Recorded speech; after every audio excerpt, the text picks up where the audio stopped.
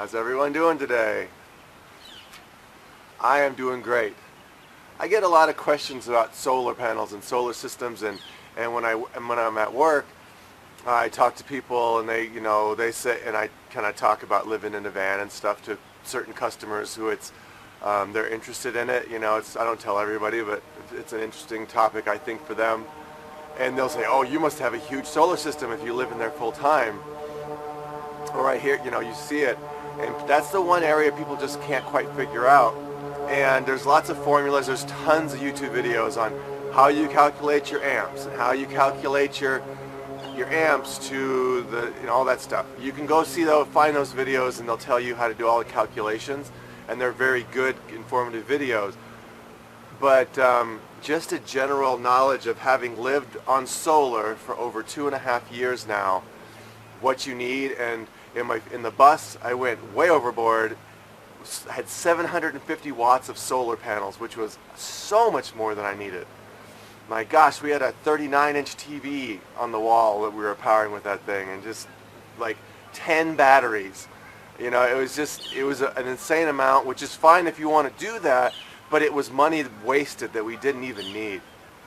So, for our setup in the Sprinter, we have two 160-watt solar panels, and realistically we could easily get away with one 160-watt solar panels. We didn't need two. Two helps on really cloudy days, but in general one would have been fine. So 160-watt panel, or if you could get them on sale, two 120-watt panels. The difference between a house panel that you see on people's roofs and an RV panel, the only difference is the size. They make RV panels about half the size, so they fit in smaller spaces. So if you have a roof that will take a full-size, 260-watt solar panel that you put on a house and it fits perfect, go for it. There is no difference. They're the same thing. And so what we have those two panels, and when we started out, I had bought two gigantic deep cycle batteries, and I'm not sure. I got the wrong kind. Anyway, I don't think I got the right kind. They only lasted 10 months, but I bought them at Sam's Club, and they were so big, I thought they would. They should have worked great, but I didn't get true deep cycle batteries for RVs. The wording was weird. I'm like, oh, they'll be fine. And so I got them at Sam's Club. They had a 3-year warranty on them. And so I didn't think I'd need a 3-year warranty. I was super uber careful with them.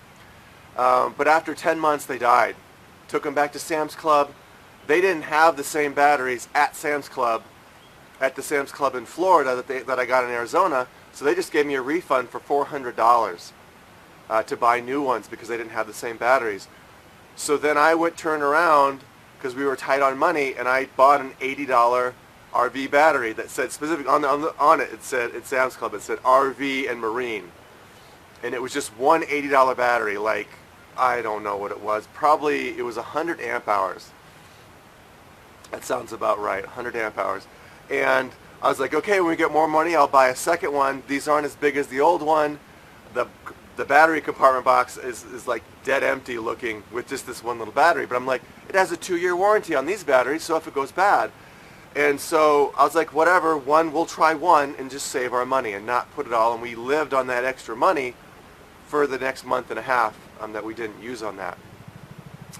And so with the solar system we have, 320 watts, which 160 would work fine. And with the one battery, the 100 amp hour battery from Walmart, just a smallish one,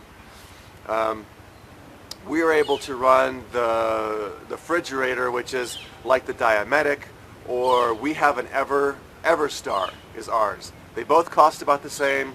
I like the Everstar because it's made of metal.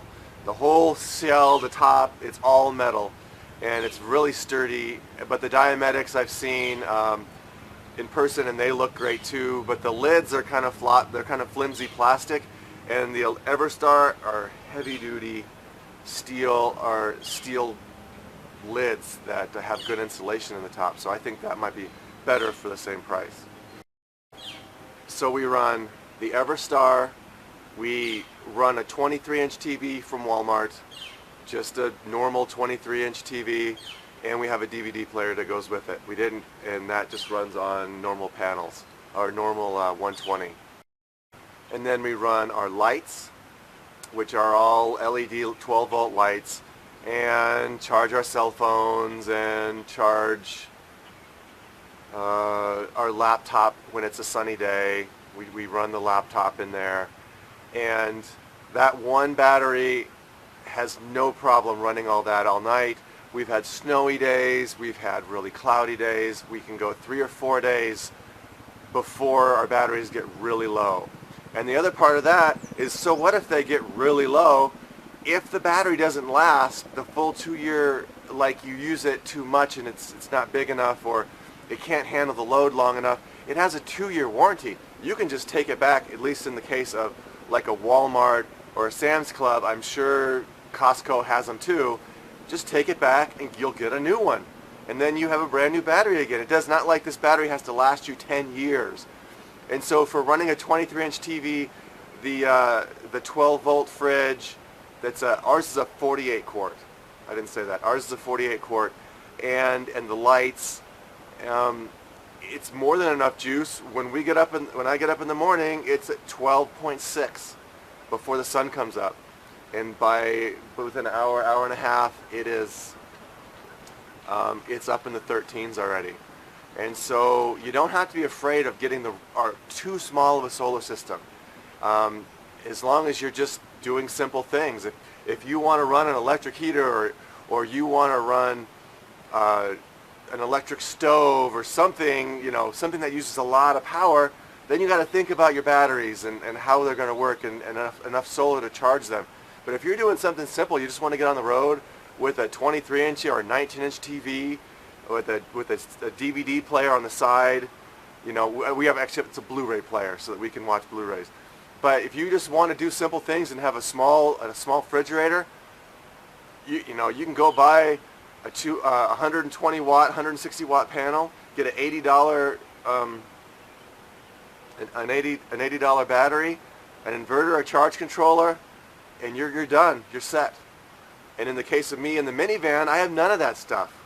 I use my phone, and I use a small battery-powered DVD player, and that works perfect for me. I don't even need solar because I just run off my main battery, and I don't use it very often. And I haven't found any use just running off my one battery that runs the whole car. Works fine for me. And so you don't have to think of it as an all or nothing, or I gotta have tons of solar, or I have to have 7 batteries, or 8 batteries. You can get a cheap $80 battery, and for our full setup, that works perfectly. We don't have any issue, and that thing's probably going to last us the full 2 years. And if it doesn't, just take it back to Sam's Club and get a new battery, and we'll be running again for another 1.5 years, or however long it lasts. So don't let solar be the reason that you're not quite sure if you want to try it yet. Just give it a go. Solar panels are so amazing now that what you get, they do a great job. And the charge controller, I don't even have the pure sine wave, or not the pure. I don't even have the MPPT charge controller, the really nice one. They're very expensive. I have the simple cheap one. I spent $70 or $400 for the same thing. I got the $70 charge controller, and that's perfectly fine for doing what I need to do. I have the Morningstar charge controller. I didn't get the fancy one, and amazingly it does a great job. I couldn't afford it, so I just got the cheap one. And everyone says you need the expensive one, and I agree. If you can afford it, get it. But you don't have to have it. I have the cheap one, and it's been working fine for 1.5 years for me. So don't let anything get in your way of getting out there and trying it.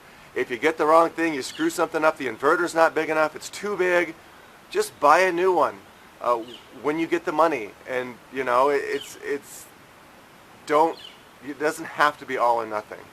You can get out there and just try it. All right, everybody. I hope this helps with some solar questions, and have a great day. Bye.